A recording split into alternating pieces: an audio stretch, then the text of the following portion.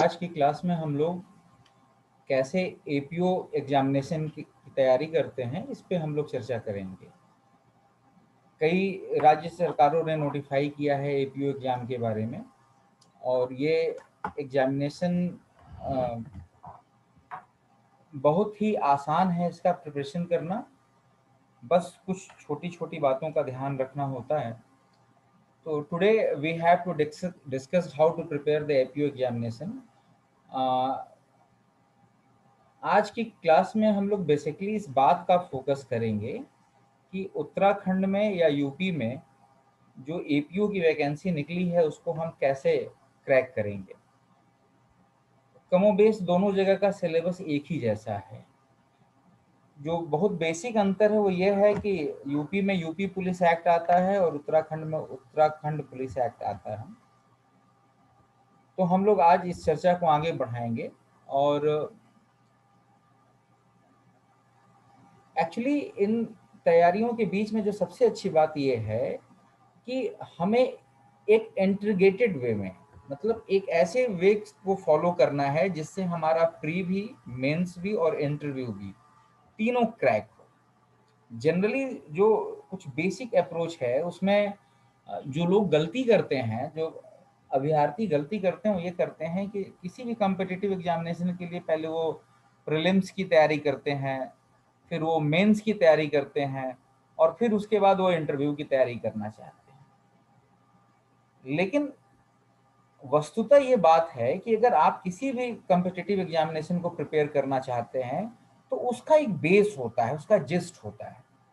पहले आपको उस पर बात करनी है, उसको प्रिपेयर करना है। जैसे कि अगर हम इस एग्जाम के संदर्भ में देखें तो हमें सबसे पहले नोट्स तैयार करना है। We have to prepare notes for the your general study, general science, general Hindi and law paper.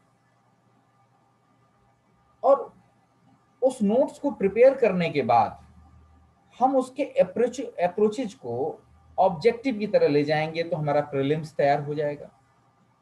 जैसे कि जो भी हमारे सब्जेक्ट के टॉपिक्स हैं, अगर उसे हम प्रिपेयर कर लें और फिर उसके बेसिस पे हम ऑब्जेक्टिव सॉल्व करें तो ये हमारे प्रीलिम्स की तैयारी हो जाएगी।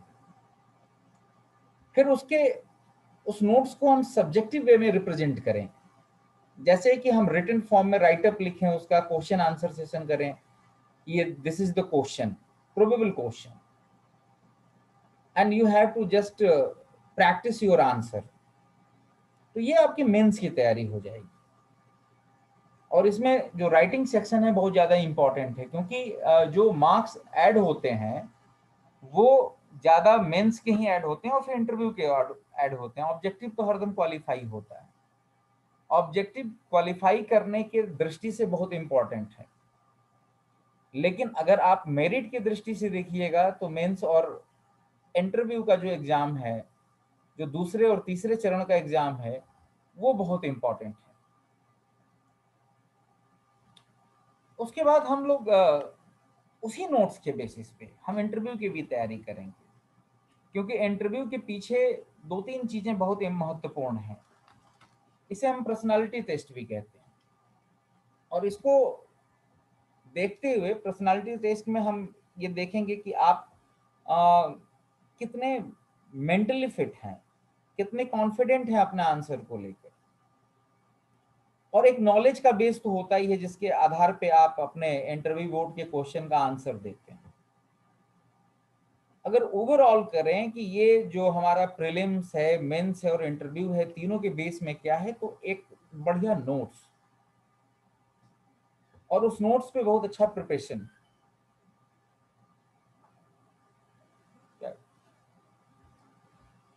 अब उसके बाद हम लोग अगर इन अप्रोचेज को, एक चीज और भी बड़ी बेसिक चीज है यहाँ पे।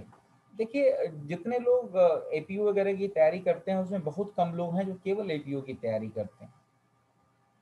मुख्यतः जो अभ्यर्थी होते हैं वो लॉ से सारे कॉम्पिटिटिव एग्जामिनेशन की तैयारी करते हैं और मुख्यतः वो पीसीएसजे की भी तैयारी करते हैं। तो ऐसे बहुत कम अभ्यर्थी हैं जो केवल पीसीएसजे की तैयारी करते हैं, या वो कहें तो केवल एपीयू की तैयारी करते हैं। जनरली वो दोनों की तैयारी करते हैं। लेकिन हमें जो बेसिक डिफरेंस यहाँ पे देखना है कि हम एपीओ को कैसे देंगे और जुडिशियल सर्विसेज के एग्जामिनेशन है, जो जुडिशियल ऑफिसर के एग्जामिनेशन जिसे पीसीएस जे कहते हैं, उसे कैसे देंगे। जब हम जुडिशरी की तैयारी करते हैं तो हमारा अप्रोच सोचने का कि कैसे क्वेश्चन आएंगे वो इस तरह का होगा कि जैसे हम एक जुडिशियल मजिस्ट्रेट की तरह सोचते हैं। एज फॉर एग्जाम्पल, अगर हम सीआरपीसी की बात करें, क्रिमिनल प्रोसीजर कोड की बात करें, तो उसमें हम उन प्रावधानों पे ज्यादा केंद्रित करेंगे, अपने आप को फोकस करेंगे जो जजेज को यूज किया जाता है जब हम पीसीएस जे की तैयारी करेंगे। जैसे मजिस्ट्रेट का कॉग्निजेंस देता है, मजिस्ट्रेट की फंक्शनिंग कैसे होती है। लेकिन जब हम एपीओ की बात करते हैं तो हम मुख्यतः उन चीजों को भी बहुत फोकस करते हैं कि इनका कैसे कॉन्स्टिट्यूशन होता है, इनके फंक्शंस क्या हैं, इनकी पावर क्या है, इनके ऑब्जेक्टिव क्या है। तो इस तरीके से हम अपने अप्रोचेज को ध्यान में रखते हैं और उस तरीके से हम इनको प्रिपेयर भी करते हैं। इसके बाद अगर हम देखें तो अगर हम प्रीलिम्स की या मेंस की भी बात करें तो जो हमारा प्रीलिम्स है एपीओ का, वो दो भागों में डिवाइड है। पहला तो वो है कि पार्ट वन जो है वो केवल जनरल नॉलेज के बारे में है, जिसमें आप देखिए कि ये general science, current events, national and international history of India, Indian national movement, Indian polity and economy, world geography and population, ये उसके घटक हैं जिन पे क्वेश्चंस पूछे जाते हैं और नंबर ऑफ क्वेश्चंस भी लगभग लगभग फिक्स होते हैं। तो मैंने यहाँ पे ये भी मेंशन किया है कि जनरल साइंस में कितने क्वेश्चन आएंगे और करंट इवेंट्स में कितने क्वेश्चन आएंगे, हिस्ट्री में कितने आएंगे, इंडियन नेशनल मूवमेंट में कितने आएंगे, पॉलिटी में कितने आएंगे, वर्ल्ड ज्योग्राफी एंड पॉपुलेशन में कितने आएंगे। एक बात यहाँ पे और भी है कि हम यहाँ यूपीएससी की तरह जीके की पढ़ाई नहीं करेंगे। यूपीएससी में बहुत एलोबोरेट करके हमें जनरल नॉलेज पढ़ना होता है। यहाँ पे जो सबसे स्मार्ट तरीका है कि हम कैसे मिनिमम कंटेंट के साथ मैक्सिमम क्वेश्चन को अटेंड करेंगे। तो इसके लिए जब इसके बुक सेक्शन को हम देखते हैं तो एक तो एनसीईआरटी है कि आप एनसीईआरटी 6 to 10 बेसिकली, अगर आप डिफरेंट सब्जेक्ट्स की अगर आप कंसीडर करें तो एक अच्छा तरीका रहता है कि बेस बन जाता है। क्योंकि मैंने पहले ही बताया कि आपको एक अच्छा नोट्स बनाना है, चाहे वो जीके का नोट्स हो या आपके लॉ के सब्जेक्ट का नोट्स हो, एक बेस तैयार करना है। कोई जरूरी नहीं है कि आप जो बेस तैयार करें सारे क्वेश्चन उसी से आए, लेकिन उस बेस में आप एडिशनल क्वेश्चन ऐड कर सकते हैं। वो बेस जो है वही आपका कॉन्सेप्ट है। आप मेमोराइज करके कोई भी एग्जामिनेशन जो है वो क्रैक नहीं कर सकते। कई बार होता है कि कई पेपर में बहुत ऑब्जेक्टिव करके कुछ मेमोराइज करके जो स्टूडेंट होते हैं वो प्री तो क्वालिफाई कर जाते हैं, फिर वो मेंस में प्रॉब्लम होता है। अगर मेंस में भी कर दिए तो फाइनली वो इंटरव्यू तक पहुंचते पहुंचते वो बाहर हो जाते हैं रेस से। तो पहला काम हमें बेस बनाना है, बेस ही आपको कॉन्फिडेंस देगा। तो ये जो पेपर है इसमें जो बेसिक चीज है, एक मैंने बुक जो सजेस्ट किया है पियर्सन का है, जनरल नॉलेज का बुक है। ये दो तरीके से आता है, एक मैनुअल फॉर्म में आता है जो थोड़ा बड़ा होता है। अगर आप मैनुअल खरीदते हैं तो फिर आपको एनसीईआरटी वगैरह कंसीडर करने की जरूरत नहीं है और आपको पूरा मैनुअल पढ़ने की भी जरूरत नहीं है। आपका जो भी सब्जेक्ट है, जनरल साइंस है या करंट इवेंट्स है, इसके जो टॉपिक्स हैं, हिस्ट्री ऑफ इंडिया के जो टॉपिक्स हैं, उस पर एक अंडरस्टैंडिंग बना लेनी है, उस पर एक नोट्स के रूप में बना लेना है और फिर आपको उस पर ऑब्जेक्टिव करना है प्री के लिए, और मेंस के लिए राइटअप करना है छोटा छोटा जो भी पैटर्न उसका आता है पीसीएसजे में। या आप कॉन्साइज वे वाला एक पियर्सन खरीद सकते हैं, वहां पे जहां आपके कॉन्सेप्ट की जरूरत हो वहां आप एनसीईआरटी की बुक रिकमेंड कर सकते हैं। करंट इवेंट्स के लिए जो सबसे अच्छा है इंग्लिश मीडियम के लिए या हिंदी मीडियम के लिए, वो पीडी प्रतियोगिता दर्पण, वो कंसीडर कर सकते हैं। घटना चक्र भी हिंदी माध्यम के लिए बड़ी अच्छी किताब है, उसको भी वो एक्चुअली कॉम्पिटिटिव एग्जामिनेशन के लिए जरूरी है कि आपको एक मैगजीन तो अपने फॉलो थ्रू में लेना ही है, रोज हर महीने एक मैगजीन को आपको कंप्लीट करना है। इंडियन नेशनल मूवमेंट के लिए एक बहुत ही अच्छी बुक है, वो मोहम्मद तारिक की है, टाटा मैगरा हिल से पब्लिश होती है। ये भी किताब बहुत अच्छी है और बहुत कंसाइज वे में है, बहुत सिंपल लैंग्वेज में है, तो उसे भी आप कंसीडर कर सकते हैं। बाकी सारे सब्जेक्ट के लिए आप पियर्सन्स की मैनुअल ले सकते हैं अगर आप कॉन्साइज लेना चाहते हैं छोटा वाला तो उसके साथ एनसीईआरटी भी आपको रेफर करनी पड़ेगी। लेकिन अगर आप मैनुअल लेते हैं तो मैनुअल अपने आप में सफिशियंट है। अपने प्रीवियस ईयर क्वेश्चंस के आधार पे आप अपने टॉपिक को सेलेक्ट करके एक आप बेस या एक अंडरस्टैंडिंग आप बना सकते हैं। उसके बाद जो सबसे महत्वपूर्ण पार्ट है वो लॉ का पार्ट है। लॉ में क्या सब्जेक्ट्स हैं? तो देखिए, जो यूपी और उत्तराखंड में जो सब्जेक्ट हैं वो केवल 4 हैं। एक तो जो तिकड़ी है, ट्रायोलॉजी है, आईपीसी की, इंडियन एविडेंस एक्ट की, सीआरपीसी की। बेसिकली क्रिमिनल प्रोसीजर के जस्टिस को ये देखता है, फैसिलेट करता है, क्योंकि इन दोनों राज्यों में जो एपीओ का मेन काम होता है, जो अभियोजन अधिकारी का, प्रोसिक्यूशन अधिक ऑफिसर का जो मेन काम होता है वो क्रिमिनल जस्टिस को डिलीवर करने का होता है। तो यहाँ पे ये 3 बड़े बड़े बेसिक लॉ हैं और इसी लॉ को लेके वो चलते हैं और ये अपने कॉम्पिटिटिव एग्जामिनेशन के एंट्रेंस में भी पूछते हैं। इंडियन पेनल कोड से सबसे ज्यादा क्वेश्चन आता है 35, इंडियन एविडेंस एक्ट से 25, क्रिमिनल प्रोसीजर कोड से 25, और जो लास्ट है यूपी या उत्तराखंड पुलिस एक्ट और उसका रेगुलेशन, जो स्टेट का रेगुलेशन, ये बाइलॉज होता है कि वो एक्ट कैसे रेगुलेट करेगा उस स्टेट के अंदर, उसका एक बाइलॉज होता है, वो उससे 15 क्वेश्चन पूछे जाते हैं। बेसिकली हमें इन 3 ऊपर वाले लॉ में बेस तैयार करना है। जैसे आप इंडियन पेनल कोड की बात करें तो इसके लिए जो बहुत प्रसिद्ध किताब है, हिंदी और इंग्लिश दोनों में उपलब्ध है, वो एस.एन. मिश्रा साहब की है। लेकिन हम इंग्लिश मीडियम स्टूडेंट को एक सजेस्ट करना चाहेंगे, सी के टकवानी की किताब है। सी के टकवानी साहब ये फॉर्मर सुप्रीम कोर्ट जज रहे हैं। बेसिकली इन्होंने सीपीसी लिखी थी, फिर सीआरपीसी भी इनकी बहुत अच्छी है, क्रिमिनल प्रोसीजर को। लेकिन बाद में उनका इंडियन पेनल कोड की एक किताब आई जो बहुत ही सिंपल है और बहुत ही कंसाइज फॉर्म में है। अगर आप बहुत छोटे में एक कॉन्सेप्ट बनाना चाहते हैं इंडियन पेनल कोड का, तो आप सी के टकवानी साहब की इस किताब को रेफर कर सकते हैं। बाकी उसके लिए परीक्षा मंथन की 2 किताबें आती हैं, एक तो नोट्स वाली और एक उनके सब्जेक्टिव ऑब्जेक्टिव की किताब आती है, मतलब एक मेंस के पॉइंट ऑफ व्यू से, एक प्री के पॉइंट ऑफ व्यू से। तो आपको जैसे उसकी उपलब्धता हो या जैसे आपकी जरूरत हो, आप परीक्षा मंथन को रेफर कर सकते हैं। और यहाँ पर भी नहीं, जहाँ जहाँ उपलब्ध है उसको ले सकते हैं। और भी ढेर सारे किताबें हैं एग्जामिनेशन के पॉइंट ऑफ व्यू से परीक्षा मंथन की तरह मार्केट में, लेकिन पहले आपको बेस कंप्लीट करना जरूरी है। इंडियन एविडेंस एक्ट, इसके लिए आपको अवतार सिंह और जस्टिस मुनीर की किताब आती है। जस्टिस मुनीर का एक बहुत बड़ा वॉल्यूम आता है, उसे नहीं, एक स्टूडेंट एडिशन आता है, आपको उसे रेफर करना है। क्रिमिनल प्रोसीजर कोड में भी आपको आरवी केलकर की, जो इंग्लिश मीडियम वाले बच्चे हैं, और एस.एन. मिश्रा की हिंदी और इंग्लिश दोनों में उपलब्ध है। और यहाँ पर भी उसी तरीके से आप परीक्षा मंथन को रेफर कर सकते हैं।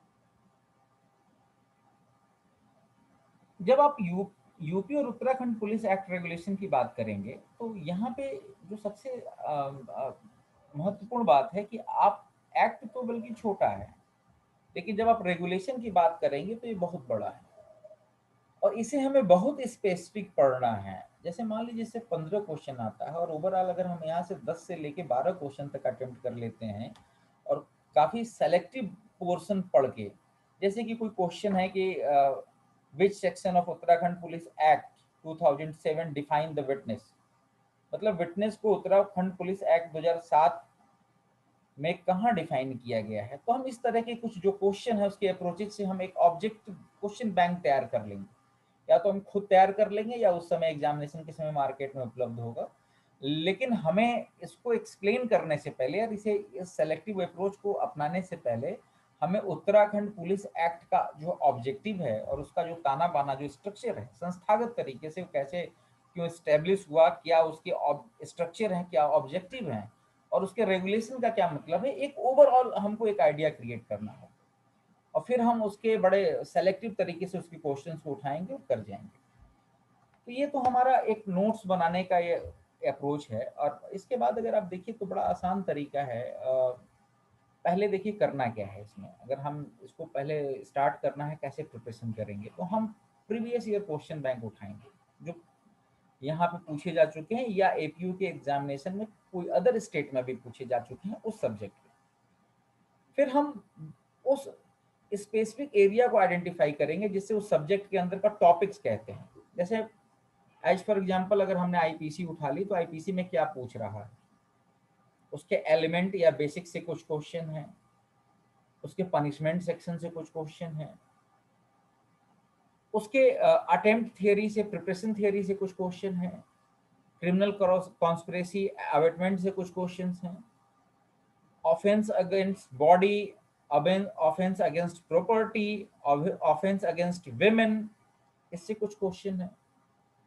तो इन हम इस एरिया को स्पेसिफाई कर लेंगे और फिर हम एक नोट्स बनाएंगे, स्टडी करेंगे, अंडरस्टैंडिंग डेवलप करेंगे, फिर उस एक नोट्स बनाएंगे और उस नोट्स का फिर एप्लीकेशन करेंगे। जैसे हमने पिछले एप्लीकेशन में जब हम जाएंगे तो हमने सबसे पहली पीपीटी में बताया था कि जब हमारा नोट्स बन जाएगा तो उसका एप्लीकेशन अगर हम ऑब्जेक्टिव क्वेश्चंस लगाने में करते हैं तो हमारा जो प्रीलिम्स का एग्जाम है वो तैयार हो जाएगा।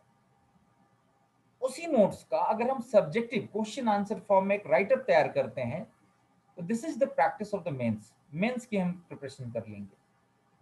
और अगर उसी नोट्स को के बेसिस पे हम इंटरव्यू की तैयारी करते हैं, हालांकि इंटरव्यू केवल उस नोट्स तक सीमित नहीं होता है, उसमें आपकी पर्सनालिटी का टेस्ट होता है, उसका कॉन्फिडेंस का टेस्ट होता है, और और भी है कि आप कैसे क्वेश्चंस को लेते हैं, कैसा आप आपका कैसा बिहेवियर है, फिजिकल अपीयरेंस कैसा, बहुत सारी चीजें होती हैं।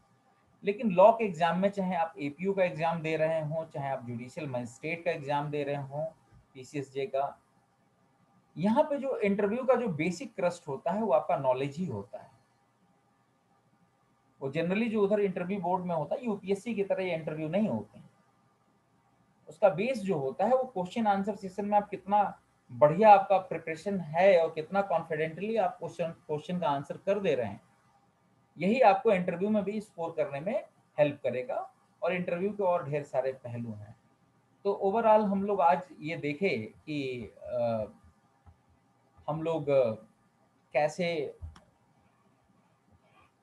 एपीओ की प्रिपरेशन को शुरू करेंगे, कैसे हम आइडेंटिफाई करेंगे। इसमें दो तीन चीज़ों का बड़ा ध्यान रखना होगा कि जब भी हम तैयारी कर रहे हैं हमें एक एडवोकेट के तौर पे सोचना है, क्योंकि हम वकील बनने जा रहे हैं।